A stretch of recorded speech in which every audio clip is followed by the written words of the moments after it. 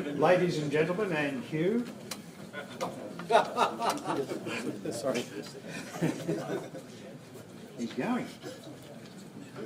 Was it something I said or something you said? Something the General said. Barbara's got an opening. Thank you for attending our annual general meeting, which has concluded, I think, in due time. And thank you also for coming to hear our speaker this morning. First of all, I'd like you to turn your mobile phones off or render them innocuous so that we don't interrupt our speaker.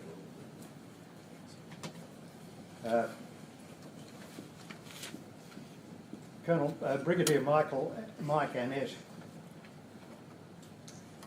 was born on an auspicious occasion, actually the 1st of March, which is the anniversary, of the formation of the Australian Army and the Royal Australian Navy.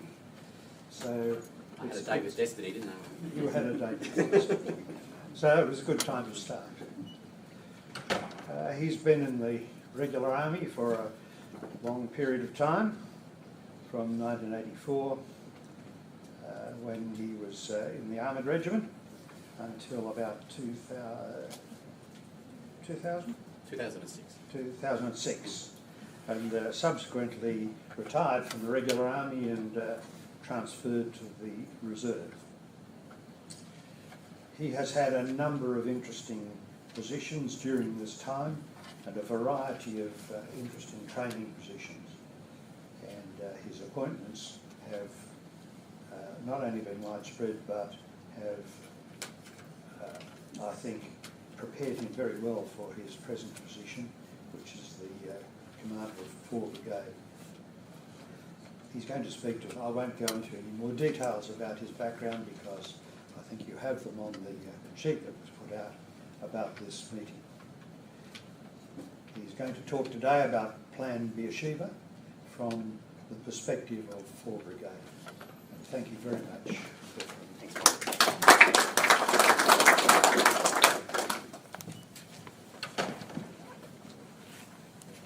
Well, good morning, or yes, no, good afternoon, everyone.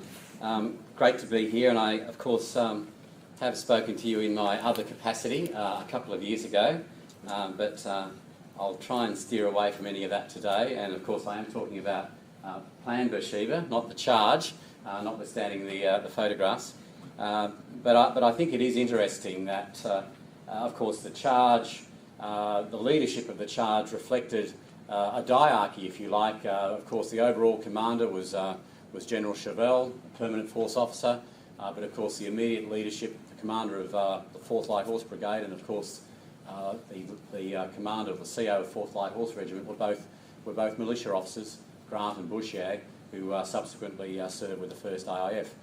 So there was that amalgam there of both part-time and full-time soldiering. I think that's not a bad theme on which to kick off my discussion about Plan Beersheba.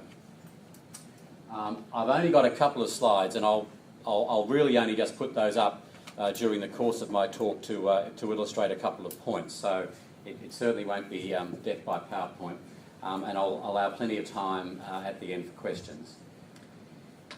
Plan Beersheba really kicked off with, and it's important I put this in some context because, of course, 4 Brigade is part of the 2nd Division, the Reserve Division, and part of the Army as a whole, and Plan Beersheba is very much a plan for the Army as a whole.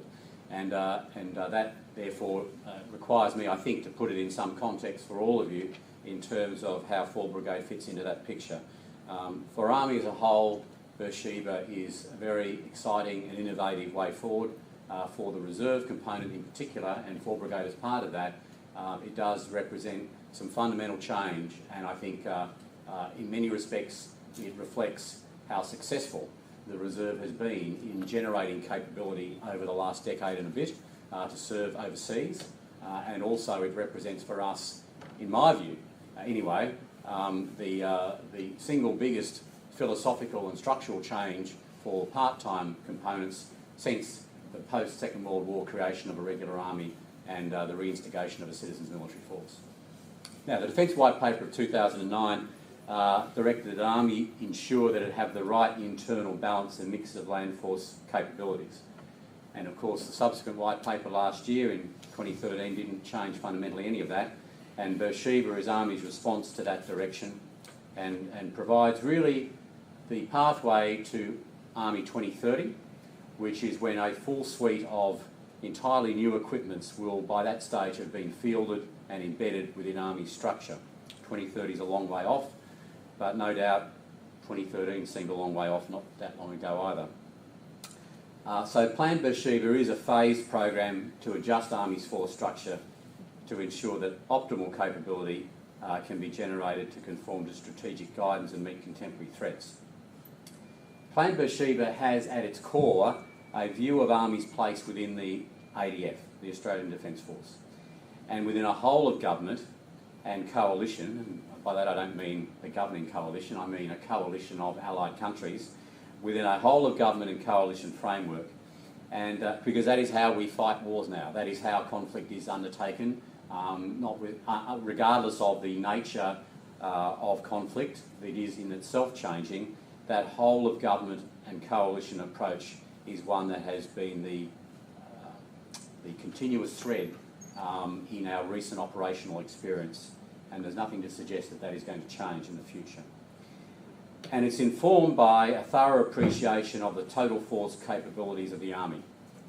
The term total force implies and means, in terms of the implementation of Plan Beersheba, no separation between our regular and reserve forces. And that is, if anything to take away from today, it's that plans come and go, as we know, but the total force concept is going to be the way of the future in terms of how Army is structured. The two components, which at times in the past have tended to function and operate and think of themselves as almost separate armies, has gone to God. Total force is the way of now and the future, and the two components must be fully complementary. And that must happen for future capability to be delivered in a timely and affordable way. So Plan Beersheba involves the development in the wider Army of multi-role manoeuvre brigades based on the 1st, the 3rd and the 7th Brigades, which are currently predominantly full-time brigades, as you would know. And they need to be fundamentally alike to enable sustained operations through the application of the Army Force Generation Cycle, and I'll come to that in a little while. This generation cycle is at the core of Plan Beersheba. Plan Beersheba places a significantly greater emphasis on the operational capability of the reserve, and in fact is the main effort of Plan Beersheba in Phase 1, and Plan Beersheba unfolds over 3 phases. The 2nd Division will be closely aligned with the Army Force Generation Cycle and be responsible for defined capability outputs in direct support of the aforementioned multi-role manoeuvre brigades. And I think this will bring up the next slide. Sorry.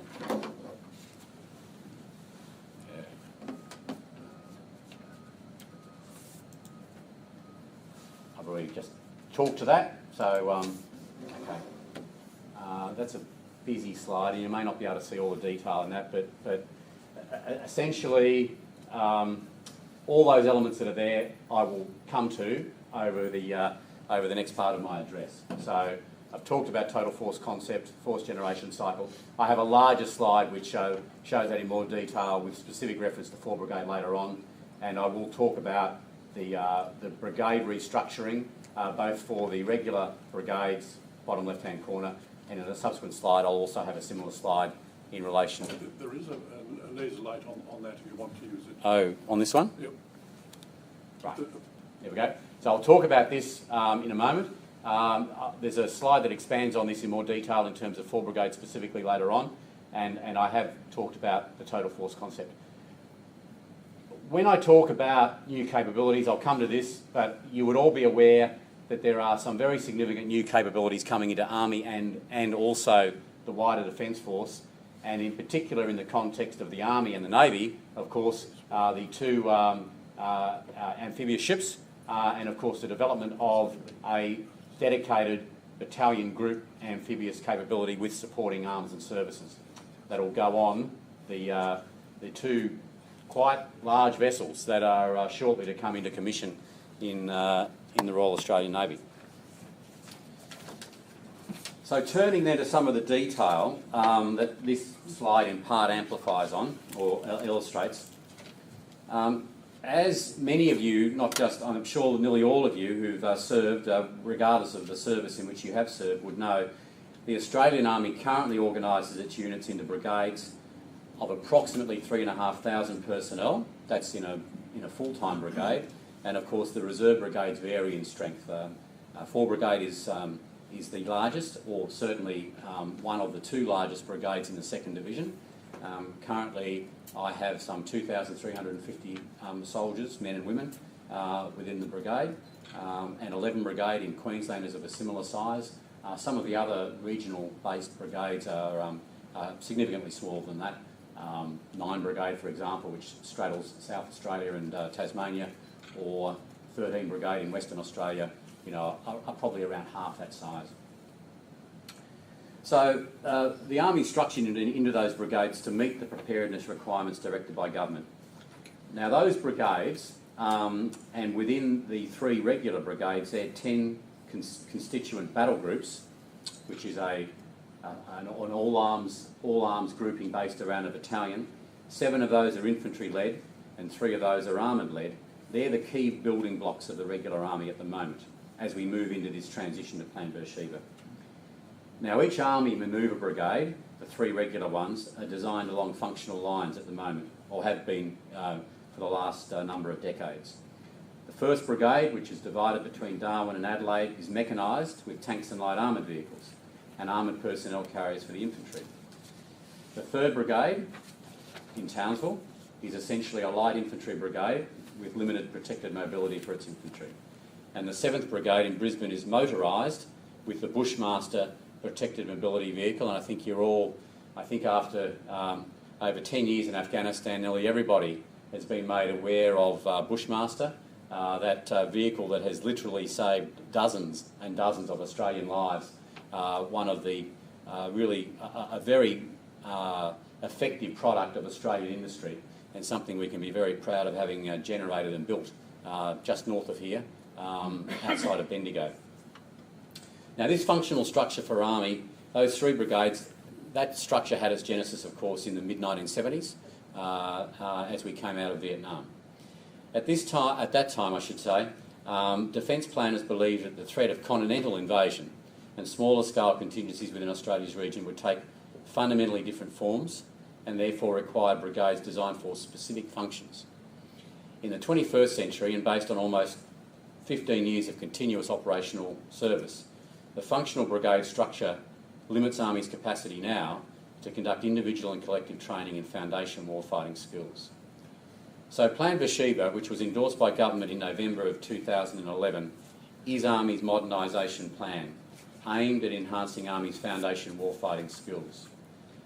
A 36-month force generation cycle ensures that Army's 3 like multi-role combat brigades, which are the 3 regular brigades, those brigades, specialist capabilities, part-time military components, and also civilian workforce elements consistently train and operate together as a total force. And during that cycle, Army's conventional deployable combat forces move through 3 12-month phases. And the length of that force generation cycle is driven by an assessment that 12 months is the maximum period a force can be deployed before it needs to be returned to Australia for recuperation, repair and refurbishment. That period's not absolute or written in stone, of course, and it would be modified should the need arise. The force generation cycle has 3 components or phases, and it peaks with the ready phase, when force elements will either be deployed or through exercises here in Australia be held at high readiness. The 12 months prior to this is the readying phase, when those force elements undergo an intense period of training and certification, what's called, if we're sending people offshore, the process is called OpGen, operational generation. If it's happening in a peacetime setting, it's force generation, 4Gen. But that intense period of training and certification to ensure that they are ready to deploy. When force elements return from an operational deployment or conclude a period of being held at high readiness, they will enter the reset phase, which provides them time to conduct individual foundation warfighting training, including career courses, to prepare them to begin collective training again in the readying phase. So they're the three phases: ready, reset and readying. To realise Plan Beersheba, Army will make a number of structural changes between 2014 and 2022. And I'll just give you a snapshot of the key ones here before I turn more specifically to 4 Brigade. So each of Army's existing manoeuvre brigades, 1, 3 and 7, will evolve from their current structure to include a structure based around the following standardised units, which are there on the slide in the bottom left-hand corner. But essentially they are a brigade headquarters, an armoured cavalry regiment, which is based around...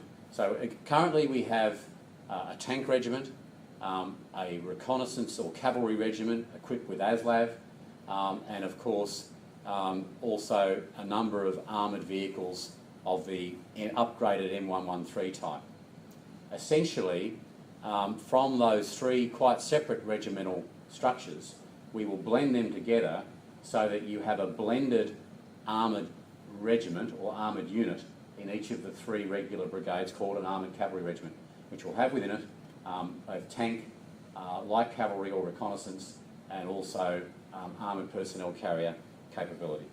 So a brigade headquarters, an armoured cavalry regiment, 2 standard infantry battalions. So all of the regular infantry battalions over time will adopt exactly the same structure, which is fundamentally based around 3 rifle companies. And to the extent that equipment allows, over time our reserve infantry battalions will follow a similar model. An artillery regiment, a combat engineer regiment, a combat service support battalion, which effectively is the administrative and logistic hub for the brigade, and a combat signals regiment. So that's the standard regular brigade structure into the future. Army's 3 enabling brigades, there are 3 of those. There is 6th Brigade, which combines combat support, intelligence, surveillance, target acquisition and intelligence. And so it's blending all those capabilities together. The 16th Aviation Brigade, which of course is where our rotary wing capabilities within Army are found, and the 17th Combat Service Support Brigade. So again, an administrative and logistic support brigade to support the wider force.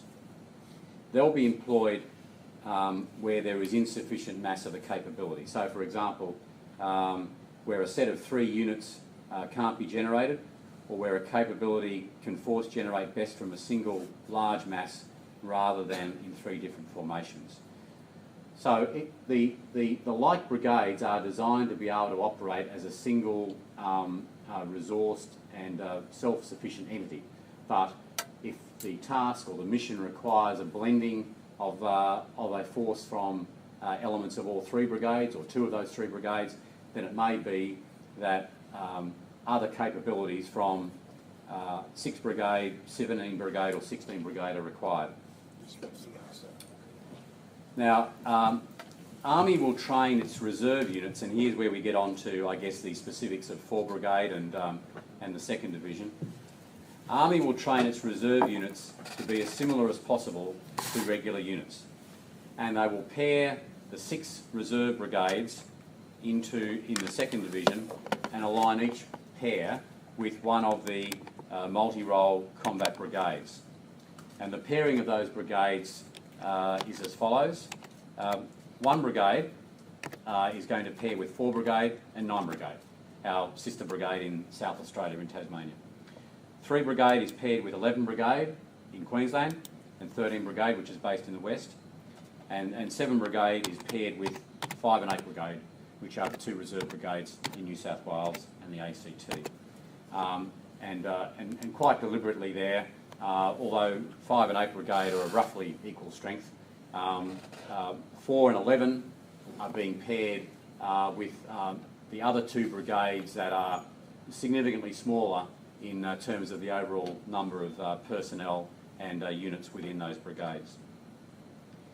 the headquarters of the 1st Division retains its current role, a vital role as the Defence Force's deployable 2-star joint headquarters and as the certifying authority for deploying forces. So for some time now, whenever an Army element is deploying offshore, at the end of that operational generation cycle, that op-gen phase, Headquarters 1 Div is essentially the unit headquarters or the formation headquarters that signs off on them being ready to deploy and are fit for mission. And so regardless of whether the deploying force is going to Afghanistan or to the Solomon Islands, 4 Brigade earlier this year provided rotation 30 of Operation Anode, that organisation had to pass through the certifying process and be signed off by Headquarters 1st Division as ready to deploy. So that will remain the case. Special operations, as you'd expect, will remain a critically important and unique component within Army, and fundamentally is not touched significantly by any of the Plan Beersheba reforms. But of course they must, throughout that time, ensure that the Special Forces components maintain interoperability with Army's brigades. Now, I mentioned that a number of projects will deliver new equipment to Army in the next 10 to 15 years. And a couple of those are shown up there. Land 200 is the name of a project to digitise the Army, and that process is well underway in terms of the communications assets that are found within Army, from the battlefield level, at the level of the platoon and company signals capability, all the way up to Joint Operations Command and the deployed 2-star headquarters. Army will replace all of its trucks, Land 121, with vehicles that look something like out of the Thunderbirds, for those of you who remember that groundbreaking 60s series. They didn't get everything right about looking forward into the future, but in terms of Land 121 they did.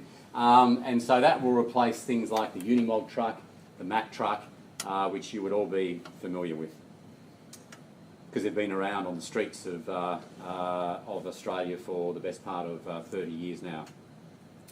And Land 400, which ultimately will replace all the current armoured fighting vehicles with a new platform that will have common features, so replacing the upgraded M113, the current ASLAV light armoured vehicle, wheeled armoured vehicle, and the M1 Abrams tank.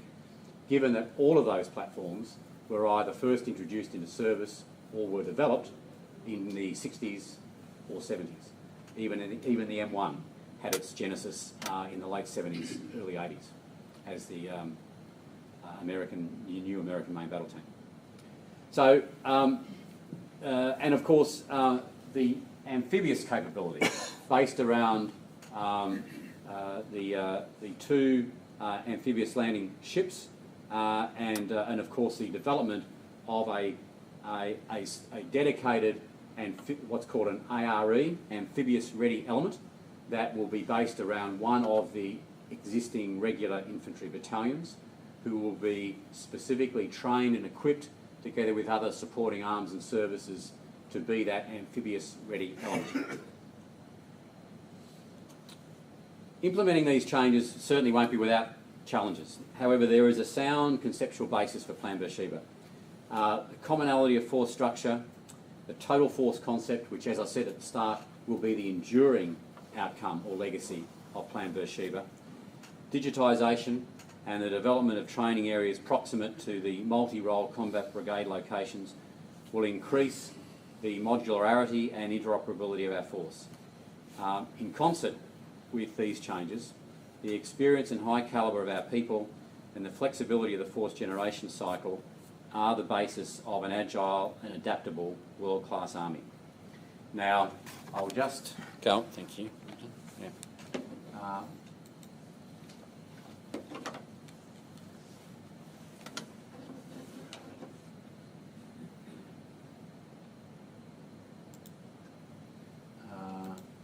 pretty much talked to that, so...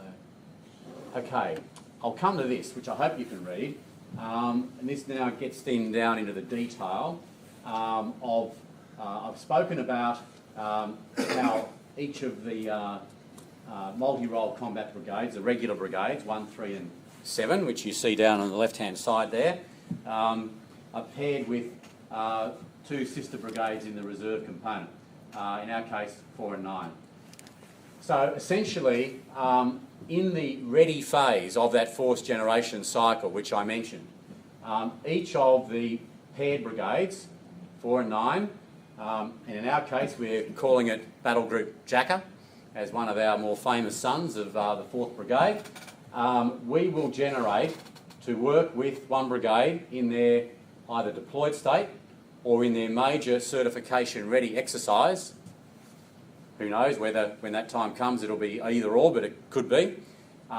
This organisation, a battle group headquarters from one of our existing 2 reserve infantry battalions in Victoria, a signals unit node, 3 infantry companies, and that of course is, as I said, based on the fact that we will move to the standard infantry battalion structure, which will be common equipment allowing for both the regular infantry battalions and also the reserve infantry battalions. A Bushmaster Protected Mobility Troop, now that's a company lift essentially. Depending on the task, that may be expanded. But 4th 19th Prince of Wales Light Horse Regiment, which as you know is the mounted or the armoured unit currently within 4 Brigade, will by the end of the year begin to receive their first tranche of PMVs, or Bushmaster. As some of you would know, the 210 Field Regiment of yesteryear has now become 210 Light Battery, equipped with mortars, and that is embedded within 5.6 RVR. So we haven't had organic mortars within infantry battalions within the reserve for many a long year. This is a new capability, and it is certainly part of the Royal Australian Artillery structure in terms of the training and the doctrine and the processes. It's an artillery beast, if you like, but it is nested within 5.6 RVR to provide indirect fire support to both 5.6 and also 8.7, and of course any other unit that it finds itself supporting in the context of working with 1 Brigade and 9 Brigade. A Combat Engineer Squadron, again, at the end of this year. In the past, the Brigade has had 2 separate engineer structures, and it's fair to say that neither of them were at full regimental strength. One was a Combat Engineer Regiment and one was a Construction Regiment.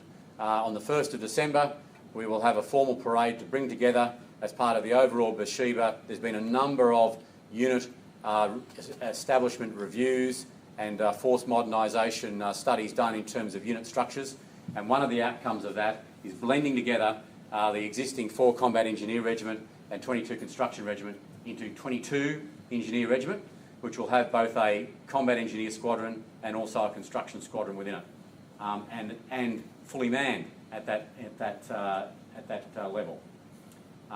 Just for those amongst you who are wondering about the genealogy, the decision to name it 22 was based around the fact that the lineage of, I think it was 22 Field Squadron, goes right back to 1949, and one of those original post-Second World War CMF sapper units that were raised. The other things that are there are the things you would expect, as I mentioned, if additional Bushmasters were needed beyond that troop capability, which is a company lift, that would be provided from within 4 and 9, or depending upon the task, from wider afield within the 2nd Division, a construction engineer troop, a catering detachment, and of course the unit combat service support, which is found currently within 4 Combat Service Support Battalion, and that essentially for the brigade provides that same administrative and logistic hub which when I mentioned earlier on 17th Combat Service Support Brigade provides at the next level down a similar form of administrative and logistic hub. So that is essentially the capability output that is being expected of the 2 reserve brigades that have got a habitual relationship with their multi-role combat brigade, be it 1, 3 or 7. And of course there are some other tasks there that stand outside that habitual relationship, and these things can be asked for at any time from the reserve. Many of these There is 8 Signals Regiment, which is headquartered in Sydney, to provide discrete signals nodes for a formation. Many of our unit health personnel, there are 2 health battalions, but as you would know, there are many individual specialists who also serve in the reserve, people such as General Rosenfeld and his peers, who provide really the core in many ways of Army's medical specialist support, and do an outstanding job. And of course the Reserve Response Force, this is transitioning to an emergency support force within each of the reserve brigades. Different name, essentially the same capability, except where the notion of the Reserve Response Force was that it was sort of everyone put your hand up who's interested in being in the RRF, and we'll give you a little bit of training to enable you to do a bit more than your average soldier in terms of specialised disaster relief and support to the civil community. We're now going to base that squarely around an existing unit and that existing unit structure. So it will be a be prepared task outside of their core role, but people will be given specific training for it. And it'll still be there to be activated in terms of some of the disaster relief, which unfortunately we've found ourselves to be very familiar with in Victoria in recent years, such as Fires Assist in 2009 and the floods in 2011-12. And of course, there's always the ability to do individual round out and reinforcement from within the brigade when that's required. And I might say as well that one of the things we're doing right now within 4 Brigade, which is preparing the next rotation for Operation Resolute, which is the border protection task, where a company-sized element of soldiers get to work with the Navy in our near north as boarding parties and as other things in terms of Operation Sovereign Borders are being prepared right now. And the mounting headquarters for that is one of our engineer regiments, and those people will deploy to Darwin to complete their training with Navy in mid-January, and then they'll be up there for several months after that. So those things will just continue to happen in parallel or alongside what we're doing. And I think I've already talked through those issues there. Thanks. Now, this is just a diagrammatic depiction of the fourth generation cycle, and I've described it already in terms of what's meant to be achieved during those readying and reset years. You'll see there that right now, so our reset period, 4 and 9 Brigade that is we're currently in that mode right now, and we will remain in that till early 2015.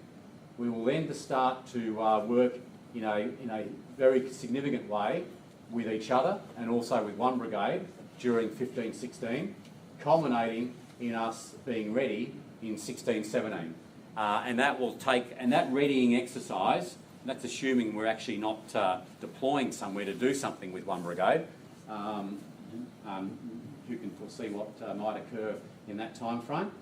That will involve a major joint, collective, and often coalition exercise. And generally speaking, that is either Talisman Sabre or Hamel. And you might have heard those names over the last few years. In the case of 1 Brigade, for us, it will probably be Exercise Hamel. So that will be us in mid-2016 participating in Exercise Hamel. And then, of course, we sustain that level of readiness through continued exercise activity at a slightly lower scale in terms of the collective level throughout that period until we re-enter reset in 2018. So that, and of course, right at the moment, it's 11 and 13 Brigade that are in that ready phase, and they have just recently come back in the last couple of months from an exercise in North Queensland with Talisman Sabre, where they've been working closely with 3 Brigade. But it's fair to say that at this stage of Plan Beersheba, that's really the first hit out of this concept, and so that battle group is still a relatively immature structure. And I dare say that by the time we get to field our battle group Jacker in 2016, it'll be a much more mature and firmed up composition or structure, which will have been tested already on a couple of major exercises. So the structure that I showed you on the last slide may well evolve a bit between now and then. All right, so that's the fourth generation cycle. And the last slide I've got here is really, I mentioned that Beersheba was in 3 phases, and it shows those phases here from left to right. And we're obviously currently in this immediate phase. Noting there, and just explaining a couple of things, the main effort in phase 1, or in phase 1, 2013 to 15 is reserve modernisation, with a secondary effort towards, down the bottom there, evolution towards light manoeuvre capability within those 3 multi-role combat brigades, the regular brigades 1, 3 and 7. But you'll see the things that I've listed there in the short term or phase 3. Reserve modernisation, the multi-role combat brigades evolving, the development of that, of a C2 command and control capability for the amphibious element, and that continued emphasis on developing that light capability. We then move into phases 2 and 3, which is really maturing the multi-role combat brigades as being essentially light brigades. Any adjustments that need to be made to combat support or combat service support to enable that, and really maturing or embedding in the permanent force that amphibious capability with the introduction of the 2 ships and of course the maturing of that ARE, amphibious ready element capability, which initially will be based, if I just refer to my notes briefly, which will initially be based on the 2nd Battalion of the Royal Australian Regiment. Lucky fellows, I'm sure they can all swim by now. Third phase is the integration of those Land 121 and networking and amphibious capabilities fully, which I mentioned earlier, and also beginning to prepare the force structure for that L400 introduction into service, which is the common armoured platform, new family of armoured vehicles. So that's moving us towards Future Army 2025, or Force 2030 as it was called previously. So it's an ambitious program, but it's one that's got a clear path, and as I said, the main effort right now is the piece that I've just been talking about in terms of Army Reserve modernisation. So it is well underway. So just before I take some questions, I would just like to turn to, I suppose, my take on the benefits, as I see it, to 4 Brigade. And I could be talking, I suspect, as any of the other 5 brigade commanders in 2DIV on this.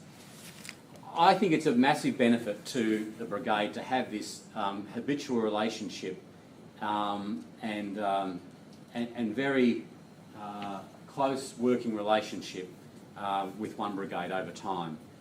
The development of confidence between 1 Brigade, 9 Brigade and 4 Brigade will throw up opportunities that we've simply never had before in terms of experiencing working with platforms and exposure to the very latest in terms of digitisation and weapon systems, which, whilst they may not be found within 4 Brigade itself, our people will certainly get exposure to those and a degree of confidence over time in working with those structures. And it's hard to underestimate the force multiplying effect and benefit of that.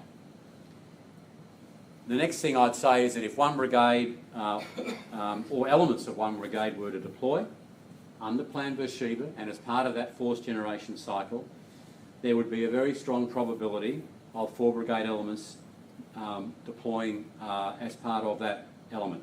Certainly, if the entire multi-role combat brigade were to be going, that would almost be a certainty, I would suggest.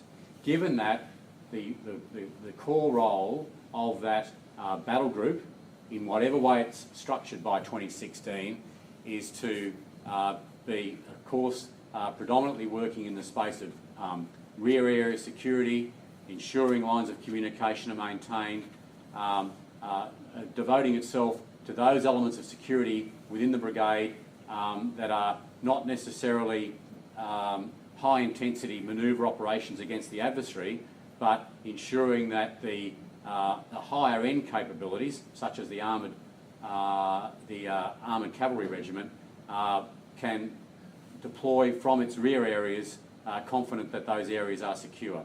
And in the asymmetric environment in which modern warfighting occurs, again, it's hard to underestimate,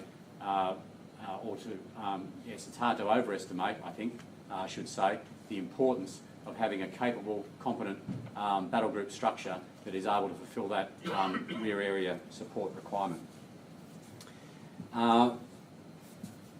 It gives a focus and a purpose to all of 4 Brigade's officers and soldiers.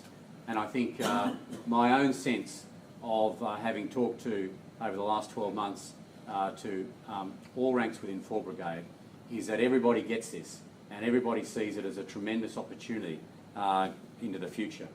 And they are proud of the capacity that they've been able to generate and operationally deploy over the last decade and a bit. But equally, they see that this new role, as part of Plan Beersheba, does give them the opportunity to go even further in terms of what they can generate than they have in the past. I'd also say that it reflects and complements the increasing movement between the full-time and part-time component across Army. And, you know, my background has seen me serve in reserve units as a regular. I was the Chief of Staff at Headquarters 2nd Division in the early part of last decade.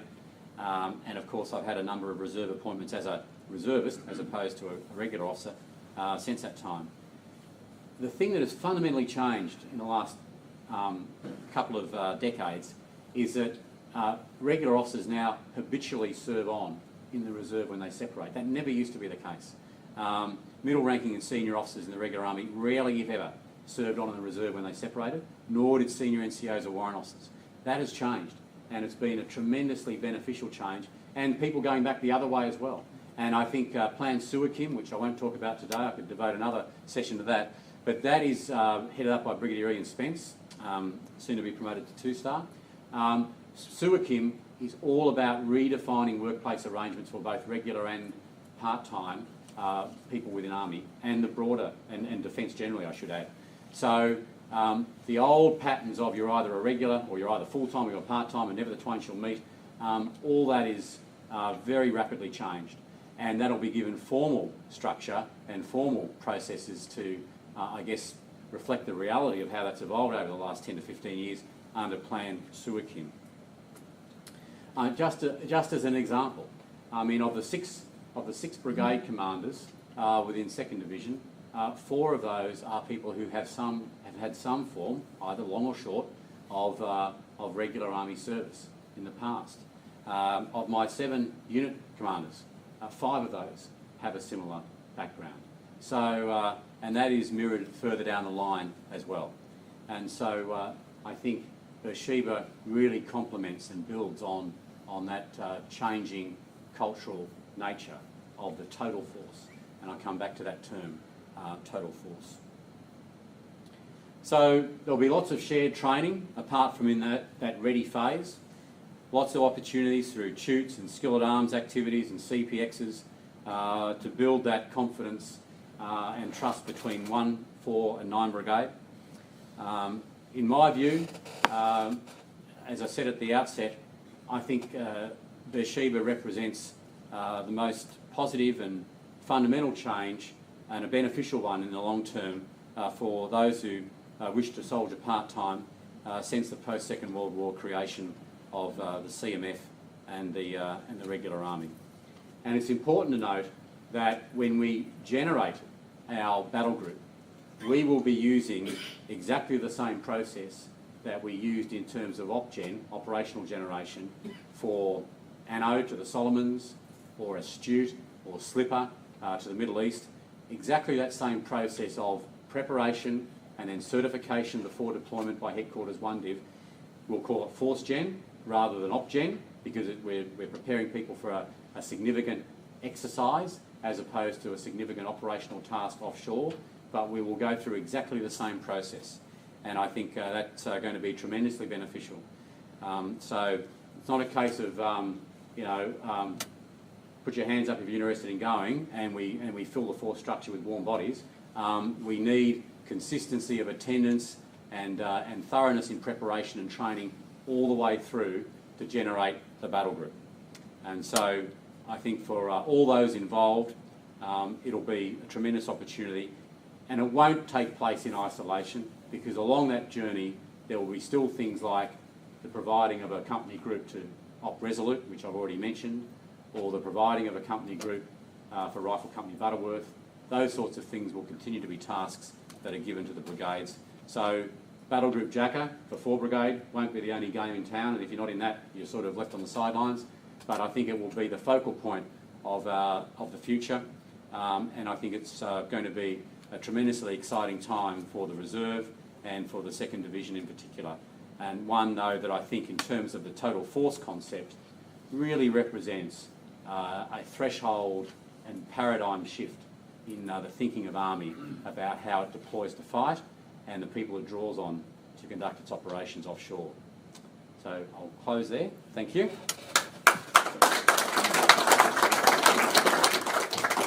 And happy to take any questions if I've got any time left. Oh, you have. Good. Thank you very much for your lucid presentation, Brigadier Annett. It certainly is an ambitious program for Army, and I do hope that government has the same ambition. We all hope that. Now, are there any questions? Mike, thanks for that excellent presentation, very illuminating. I think it's a fantastic opportunity for the Reserve. Yeah. But obviously with everything, the devil's in the detail. I can see challenges at 3 levels. At 3 levels, just as a quick scan. So for Brigade headquarters, you're now no longer going to be a Brigade headquarters planning to deploy a brigade or anything like that. You're more a mini force headquarters, if you like, generating a force. So I just wonder about maybe you can comment on that. Yep, sure. The second bit would be at the next level down for the forces that you're generating, where you have multiple elements in that force. For example, in your generation of your companies, that's okay. But how do you pick a battle group headquarters and actually generate and focus on that? It's almost like you're creating a haves and a have-nots, so you'll have to have a priority to one element, and the same with each of your elements working down that. So I'd just be interested in that. And the third element, the individual level, what I've seen, and I just went out and had a look at 22 Construction Regiment with their final exercise on the weekend, and the soldiers and officers were doing great work out at Puckapunny. It was fabulous. One of the things that you've got with that structure is you need reinforcement with reserves. For example, when you go through a bushfire, and you have that commitment of people that you're putting out there for 3 or 4 weeks sustaining, that becomes very difficult balancing with your private sort of employment. So it's about how you can actually sustain that in those sort of things at the individual level, and do you have enough depth in your structure to be able to do that with this new structure? I'll answer the last question first. We work on in terms of generating the battle group, the guidance is that we're working on essentially a 6-to-1 type ratio for sustainment. That's something, because of course one of those, at least one of those company groups within the battle group will come from our sister brigade in 9 Brigade. But you're absolutely right. I mean, the sustainment of that, if a battle group Jacker was actually to deploy operationally, then the ability to sustain those, and there's inevitably churn, as you well know, whilst people are deployed, both as individuals and at times in larger packets. So I think it's fair to say that we're still working through how the sustainment piece over an extended period of deployment, perhaps not so much an issue in an exercise scenario such as Hamel or Talisman Sabre, but if we were to see the battle group deployed as part of the multi-role combat brigade, then that 6-to-1 ratio would really be something that we would need to drill down into. I think personally, knowing the depth and the commitment of people within 4 Brigade, we would be able to do that. But it would also be important, and this comes to your second question, whilst we are choosing carefully the battle group headquarters for Jacker in 2016. Initially that's being built around one of the battalions which in that time frame will actually have a regular Army Lieutenant Colonel posted in as a CO. We think that in the early phases of Beersheba it's important that we have that level of experience and corporate knowledge in that role, and he will build that battle group headquarters around that unit level headquarters. But over time we will have majors who will serve in the battle group in 2016 who will ultimately become unit commanders and be able to perform that same role as reservists down the track. But I've mentioned that whilst the focus, of course, essentially as we get into the readying and ready phase will obviously be on the battle group itself, there will continue to be parallel tasks which will carefully be assigned to those unit headquarters and subunits within there that don't necessarily have a discrete Guernsey in the battle group. And to take your first question last, which was the one about... Force headquarters. Yeah. The reality is that notwithstanding our traditional structures, the brigade headquarters has not been a manoeuvre brigade headquarters in waiting for the 3rd AIF for some considerable period of time. The brigade was always most unlikely to deploy operationally on manoeuvre operations as 4 Brigade, much as I might like to take it there. So we have been a raise, train and sustain headquarters for a long time, and this really just formalises the role.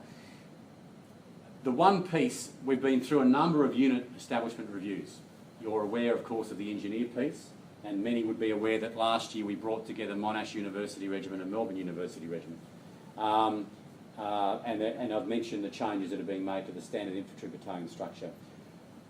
At some point down the track, there will be an equivalent review of the formation level headquarters structures, I'm sure, at both brigade and divisional level, to optimise those headquarters structures, not for manoeuvre warfighting as a headquarters, but for that force generation task.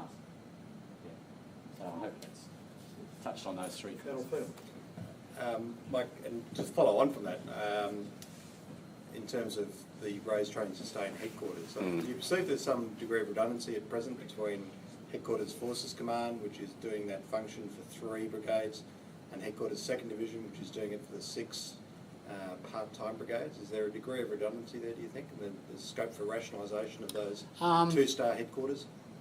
I think that will come out of probably the review of what the divisional headquarters should look like to do that role.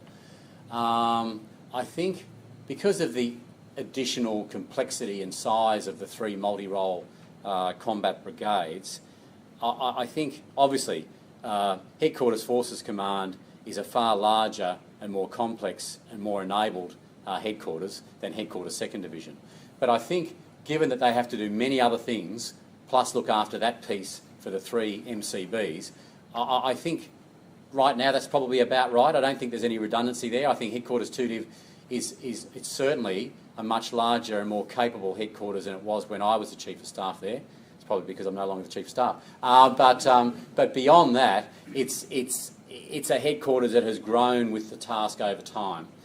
But I think it's not yet optimised, perhaps, to do the Beersheba piece for 6 brigades. But with a look at its structure, which will inevitably happen down the track, I think it will be.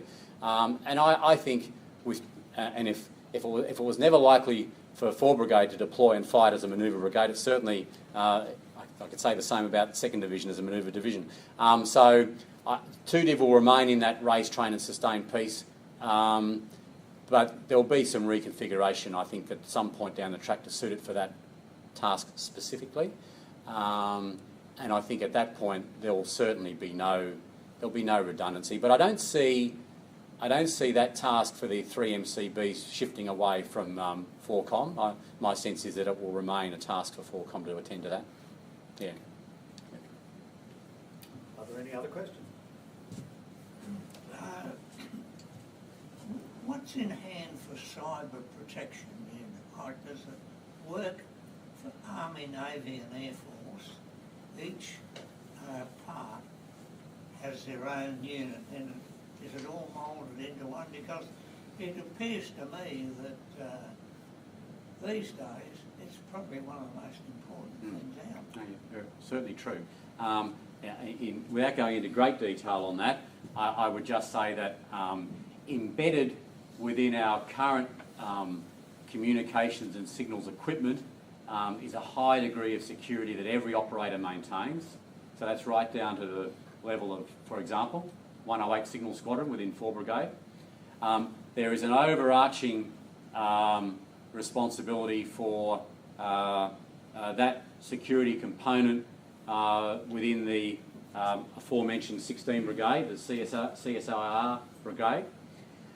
And of course at the group level, within Defence in Canberra, there is another layer of vigilance and maintenance of security that is reflected in the whole communication structure. I mean, right down to the ability of someone on the DRN to send or not send, as the case may be, a piece of information to an external source that is outside a DRN-based recipient.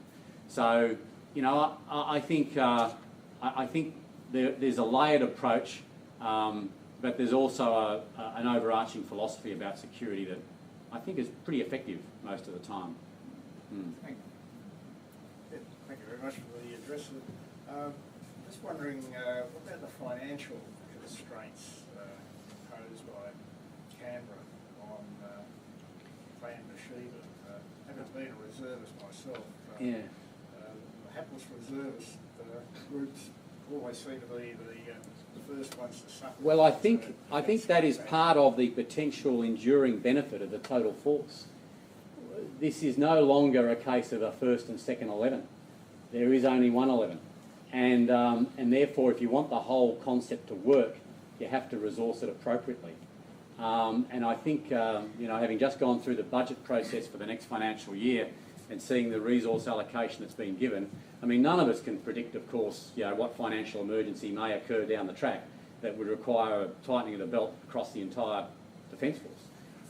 But I don't see anything other than a realisation or an understanding and a consequent commitment to ensuring that all the constituent parts of the total force get within of course the appropriate recognition that there are some people who are obviously exercising all the time and operating very complex equipment, and there are people who are only exercising part of the time, and that's fundamentally my job as a brigade commander, to forecast what I'm going to do and who's going to be doing it and what they're going to be using in order to get to the end state, which is generating battle group Jacker. And those resources flow. So, Best of luck, sir. yeah, well, we all need that. Are there any other questions? Thanks, Mr. President. Brigadier, thank you for a very lucid presentation. I'm interested in the training side, and I'm interested in the way in which the permanent brigades are going to relate to the reserve brigades during the reset and the readying phase of the Beersheba. In the past, the CMF tried integrated forces. They integrated or tried to integrate subunits, reserve subunits into regular battalions, and the other way around. Never really worked. We're not talking about integration now, I understand, but the permanent force, as I understand it, haven't really ever had a real contact and real experience in the way in which reserve units and formations exercise, or train for that matter. Can you talk a little bit about, please, how the regular components see Beersheba, and whether or not we can realistically think there's going to be a successful outcome. Yeah, sure. Before you answer that, I could just announce that it is 1300. If anyone wishes to leave to get back to work or something, please just go out quietly and we'll keep going with the questions for a bit longer. Apart from me, I can't. No, you can stay. Very quickly, yes, and of course, yes, we're not talking about an integrated model in that sense of having, you know, a regular battalion with a reserve company, for example. And we have been down that path before, I know. And I can only talk here from perhaps the perspective, and I don't think he'd mind me sort of reflecting what his view is. I certainly wouldn't be verballing him. About Brigadier Fruin, who's the current commander of 1 Brigade. I mean, he is really excited about Beersheba because he sees that gives him a whole suite of capabilities that he otherwise does not possess within 1 Brigade. And effectively, it gives him an additional battle group and other supporting elements. So in terms of how the regular formation commanders view it, and I can't speak for Commander 7 Brigade or Commander 3 Brigade, but I'm pretty sure they have a similar view. In fact, at the end of the most recent exercise, Sullivan Sabre, even though it's still an immature concept to some degree, Commander 3 Brigade was tremendously complimentary and enthusiastic about what he'd gained out of the 11 and 13 Brigade elements that were right in the paddock with him. You're right in terms of the reserve have a different pattern, or traditionally have had a different pattern, of generating capability or generating training outcomes. Some of that won't change because, of course, people still need to have their individual training, they still need to go off and do career courses, and essentially that will still be done within a reserve-friendly construct. Predominantly, in our case, delivered through the courses that are run by Melbourne University Regiment.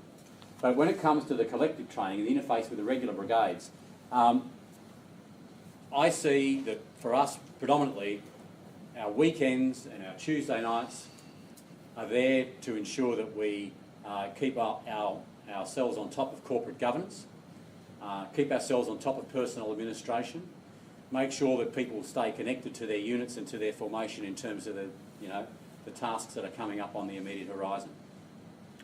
We will increasingly, though, move, where we haven't moved already, to more extended periods of training, in particular 9-day blocks, and in some cases 14 and 16-day blocks, which will dovetail with similar periods of training, which are conducted by our habitual relationship, regular brigade. And it's fundamentally in that readying and ready phase where we will work in that way to ensure that we are truly on the same page in terms of a common level of capability where it comes to individual skills and an appropriate level of ability to mix and work with one another in a collective sense, given that the battle group Jacker, will have complementary but different roles to the other battle groups within 1 Brigade. So, Are there any further questions? No? Thank you very much indeed, Brigadier Annett. no, thank you very much. And before you run off, Yes. I wonder if you would accept that as a small memento of Thank you your very much. visit here. Great. And it has been a most interesting presentation, and I'm sure we all got something quite major from it. Thanks, Ron. Thank you.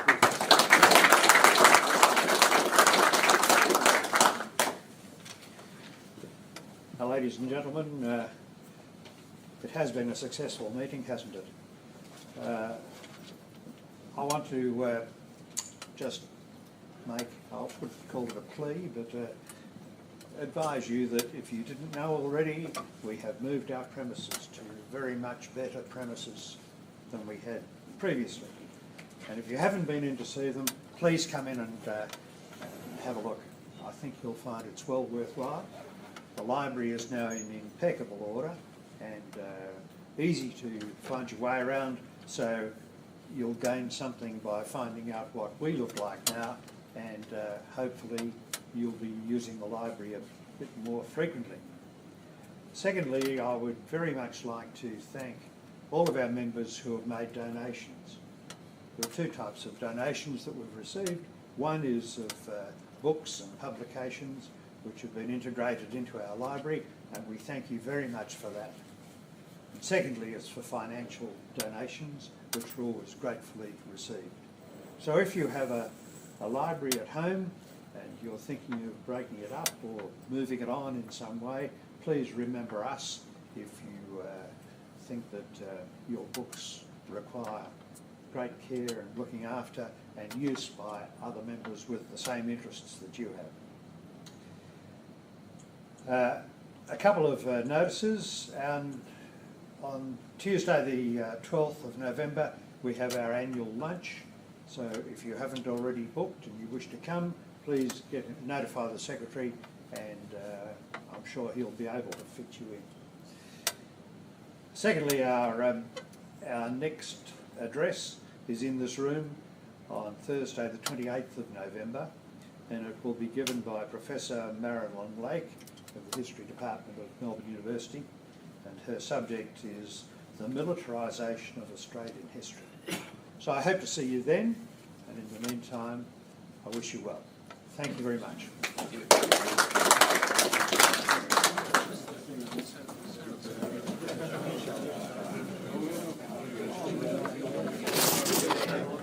Martin, when you log off, will you be able to email me those slides?